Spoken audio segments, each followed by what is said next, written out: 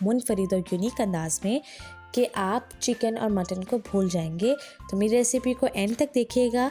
इसके लिए मैंने ली है हाफ़ के जी के करीब अरवी ली है, उसको मैंने छील लिया है। छीलने के बाद मैंने इसको वॉश नहीं किया, उससे पहले मैंने इस पर इस तरह से 2 से 3 खाने के चम्मच नमक डाल के इसे अच्छे से हिला के आधे घंटे के लिए मैंने इसे छोड़ देना है।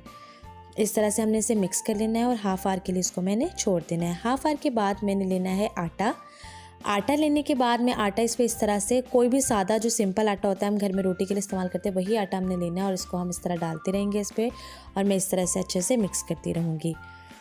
आटा डालने से ये होता है कि जो अरवी है उसके अंदर एक लेस होती है, वो लेस जो है वो ये ख़त्म करता है, एक चिकनाहट सी होती है वो ये कम कर देता है। इस तरह हमने इसे अच्छे से मल के मैंने इसे वॉश कर लिया है।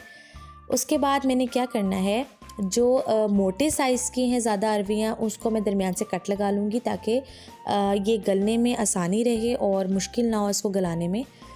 अब मैंने एक पैन में लिया है ऑलिव ऑयल, आप सिंपल घी भी तेल इस्तेमाल कर सकते हैं। मैंने ऑलिव ऑयल लिया, उसमें मैं डालूँगी 3 से 4 बड़े साइज़ के प्याज, उसको मैंने स्लाइस में कट कर लिया है, बारीक स्लाइस में कट किया है, मोटे नहीं रखने। वो डालने के बाद मैं इसे अच्छे से फ्राई कर लूँगी। हमने इसको ब्राउन नहीं करना, फ्लेम को हमने मीडियम ही रखना है। और जब हमारे प्याज़ों का कलर पानी जो है वो ड्राई हो जाएगा और लेकिन हमने इसे ब्राउन नहीं करना, हल्के सुनहरी रंग के होंगे तो मैं इसमें डाल दूँगी 1 टेबलस्पून के करीब ginger garlic paste. Ginger garlic paste डालने के बाद मैं इसे अच्छे से मिक्स कर लूँगी। उसके बाद मैंने इसमें ऐड कर देनी है अपनी अरवियाँ जिनको मैंने वॉश कर लिया था वो मैं अब इसमें ऐड कर दूँगी। और ऐड करके मैं इसे अच्छे से भूनूंगी। 5 से 10 मिनट मैंने इसे अच्छे से भूना है मीडियम फ्लेम पे, ताकि इसका जो कलर है वो भी लाइट से जब गोल्डन ब्राउन सा हो जाएगा अरवियों का हमारे जो कलर है, तो फिर मैं इसमें ऐड कर दूंगी 3 से 4 टमाटर मैंने लिए थे, उनको ग्राइंड करके उसकी प्यूरी बना ली थी, वो मैं इसमें ऐड कर दूंगी। इस तरह से ऐड करके हमने इसे अच्छे से मिक्स कर लेना है। साथ में मैं इसमें ऐड कर दूंगी अपने सारे मसाले, जिसमें आ जाता है नमक, पिसी हुई लाल मिर्च, हल्दी, पिसा धनिया, कुटी हुई मिर्च रेड चिली फ्लेक्स मैंने हाफ़ टी स्पून ली है और काली मिर्ची भी मैंने हाफ़ टी स्पून ली है। ये ऑप्शनल है, अगर आप डालना चाहें तो डाल सकते हैं।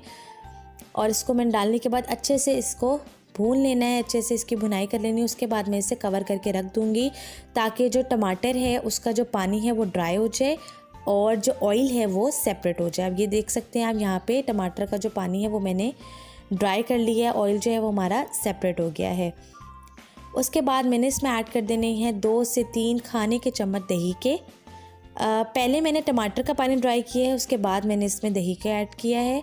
दही ऐड करने के बाद भी मैं इसे अच्छे से भून लूँगी ताकि जो दही है उसका पानी भी जो एक्सेस वाटर है वो भी ड्राई हो जाए। उसके बाद मैं इसमें डाल दूँगी 1 से 1.5 गिलास पानी का डालना है। बहुत ज़्यादा पानी नहीं डालना हमने इसमें, क्योंकि हमने शोरबा नहीं बनाना इसका, हमने इसकी ग्रेवी थिक सी ग्रेवी रखनी है। तो हमने 1 से 1.5 गिलास हमने पानी का डाला है। और उसके बाद मैं इसे कवर करके लो टू मीडियम फ्लेम पे मैं इसे 10 से 15 मिनट के लिए मैंने इसे कुक करना है ताकि जो अरवियाँ हैं हमारी वो गल जाएँ, अच्छे से गल जाएँ। उसके बाद मैंने इसे अच्छे से भून लेना है। दोबारा मैं इसे कवर कर दूँगी ताकि जो एक्सेस वाटर है इसका वो बिल्कुल ड्राई हो जाए। और ये देख सकते हैं आप कि इसका जो सारा पानी था एक्सेस वाटर ड्राई हो गया और ये बिल्कुल ड्राई सी हो गई है। इसके बाद ये देख सकते हैं इसकी कंडीशन है, जब हमारा ऑयल सेपरेट हो जाएगा तो उसके बाद मैं इसमें डाल दूँगी हरी मिर्चें। 3 से 4 हरी मिर्चें ली हैं, उसको लंबे स्लाइसेस में मैंने काट लिया है। उसके बाद मैं लूँगी अदरक बारीक कटी हुई लंबी। उसके बाद मैं इसमें डालूँगी हरा धनिया चॉप किया हुआ और एंड पे मैं डालूँगी इसमें लेमन जूस।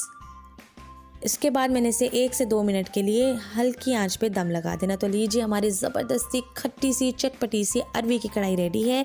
मेरी रेसिपी अच्छी लगी हो मुझे कमेंट में बताइएगा। रेसिपी ज़रूर ट्राई करें, मेरे चैनल को सब्सक्राइब करें, लाइक करें, शेयर करें प्लीज़। Thank you.